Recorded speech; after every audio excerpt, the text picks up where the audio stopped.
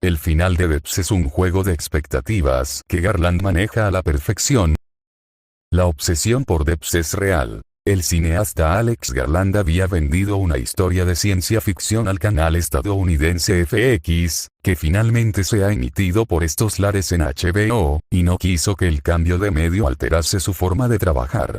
Después de dirigir un clásico contemporáneo como Ex Machina y la notable Aniquilación, quería tener el control absoluto de su primera serie. Ha escrito y dirigido los 8 episodios de la serie, que se ha despedido ya. El resultado es una obra maestra del género. La mentalidad sci-fi y profundamente estética de Garland creaban un thriller hipnótico por estiloso y por atrapar con lo que era Depps, el departamento de desarrollo de una empresa tecnológica llamada Amaya. Como descubría rápidamente Sergei Carl Glusman, lo que desarrollaba Forrest Nico Ferman, el fundador de la empresa, superaba cualquier expectativa que pudiera tener y le rompía los esquemas de la existencia. ¿No era maravilloso que Garland tuviera un control tan absoluto sobre su obra?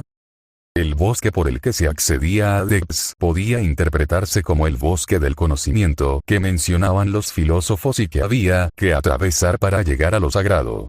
La modificación de los árboles, que convertía lo natural en algo controlado, también servía para canalizar un mensaje mesiánico sobre los emprendedores tecnológicos. La arquitectura brutalista con superficies acristaladas recordaba al trabajador que no era nadie y que estaba controlado. ¿Y qué decir del recinto de Depps, un homenaje a la Kaaba de la Meca por fuera y a las pirámides egipcias por dentro? Ahora que el final se ha emitido, sin embargo, creo que es hora de poder hablar del desenlace y del contenido sin filtros. Hay un aspecto en concreto que me ha dejado con el culo torcido y muy buen sabor de boca. Así que, por favor, que nadie continúe viendo el video si todavía no se ha puesto el día y ha terminado este relato de 8 episodios. Y es que ha sido un placer ver cómo la idea del bosque como un espacio supuestamente natural que en realidad está modificado y controlado puede entenderse como una metáfora del discurso de la serie. En Depps, o Deus, como queráis, se había desarrollado una tecnología que permitía ver todo el pasado, incluso la creación del universo, y ver el futuro hasta cierto punto siguiendo una idea clara. Tanto nosotros como todo lo que nos rodea estamos predestinados a vivir una existencia determinada. Somos la consecuencia lógica de las acciones anteriores, del contexto en el que nos movemos y del tiempo que hace, y nuestra capacidad de maniobra es inexistente. Todas nuestras acciones y movimientos son predecibles porque son inevitables, porque no existe otra forma de reaccionar. Incluso mi forma de teclear el ordenador, aunque me estuviera tocando la nariz de forma intermitente para denotar que efectivamente tomo decisiones y me desmarcó de lo predestinado, podría haber sido predecida por Depps. No dejaría de estar actuando como la consecuencia lógica de todo lo anterior. Creo que se debe aplaudir a Alex Garland por su forma pausada y didáctica de exponernos estas existencias. Cuando entra en juego el programa de Depps, el que permite que Forrest, Katie y hasta Lily accedan a imágenes del futuro, el experimento no se desmorona. Si bien al principio uno puede cuestionar por qué no se desmarcan de las vivencias futuras que han visto reproducidas, el autor logra lo imposible. Que ricemos tanto el rizo que hasta entendemos como inevitable el proceso mental que les lleva a actuar exactamente como habían visto que actuarían. Como Garland ya había demostrado en sus películas, tiene un don para moverse por la ciencia ficción. Incluso en un título irregular como Aniquilación introducía ideas potentes, especialmente enmarcadas en lo estético. Esa escena que es como un baile debe ser uno de los homenajes más emotivos a la danza junto con la oda a esta disciplina artística como elemento transformador en The Boa. Por esto cuando Lily tira la pistola de repente rompe los esquemas. Garland me había adentrado en un estado mental, que creía inevitable, para sacarme de él de forma abrupta. Es casi cómico que me sorprendiera porque unos cuantos episodios antes seguramente hubiera esperado ese momento. Es una escena tan simple, tan alejada de efectismos narrativos y de momentos heroicos de manual, que resulta doblemente potente en esa hipnosis de episodio final. Entrar en Depps, la serie, es como entrar en Depps, la Kaaba, en el sentido que tu mente se focaliza, se maravilla y cambia la forma de procesar la información.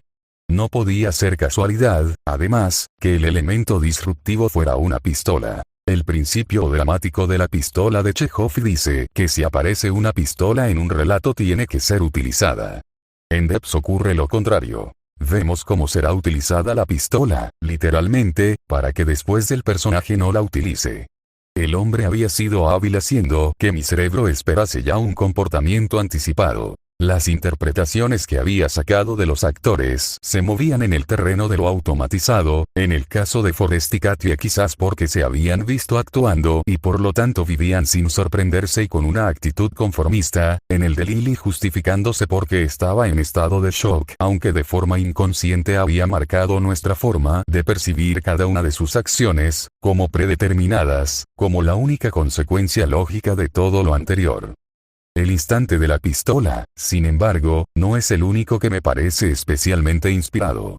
Tampoco me puedo quitar de la cabeza el juego de expectativas con el personaje de Sergei, otra pieza fundamental en este rompecabezas sobre lo que podemos esperar y aquello que se sale de lo predeterminado. ¿Qué nos dice el sentido común cuando empezamos una serie? Que si arrancamos una obra con un personaje en el centro durante muchas escenas, ese personaje acabará siendo protagonista. Era lógica narrativa. Pero, como Garland dejaba claro de golpe y porrazo, Sergei no era el protagonista sino que lo era Lily. Con este giro no solamente transmitía la idea que nadie estaba a salvo en esta narración, lo que no deja de ser muy divertido como espectador, sino que advertía que aquello que supuestamente tiene que ser quizás no sea. Era un MacGuffin para arrancar la trama de verdad y al mismo tiempo era una pista acerca de la capacidad de la obra para alterar aquello que supuestamente debería ser. En el desenlace, además, se recuperaba este Sergei como símbolo de aquello que se puede modificar libremente si el individuo quiere. Lily se reencuentra con él cuando resucita en una realidad alternativa dentro de la simulación de Deus, una que es tan real como la anterior a pesar del cambio de marco, el presente anterior se enmarcaba en el presente del universo, esta se enmarca en un presente alternativo dentro de una máquina, pero donde el concepto de conciencia funciona de la misma forma. Narrativamente tendría sentido esperar que el reencuentro entre Lily y Sergei fuera emotivo, que fuera una finalidad de la historia. Al fin y al cabo, no habíamos comenzado el periplo con el espía ruso. No era él quien nos descubría Debs, quien elevaba las expectativas y quien percibíamos como protagonista. Lily se no había adentrado en esa odisea de desenlace fatal porque necesitaba descubrir qué había sucedido con el hombre que quería. No era lógico que el reencuentro entre estos dos personajes fuera un clímax emocional. El guionista, no obstante, hizo que Lily tomase otro camino. La informática no estaba interesada en descubrir hasta qué punto ese hombre la quería a pesar de haberle mentido durante su relación, en conocer su versión de los hechos que la había llevado a morir dentro del ascensor horizontal de Debs. Así que, en cuanto hubo entendido la realidad en la que estaba existiendo, se encontró con Jamie, Jima.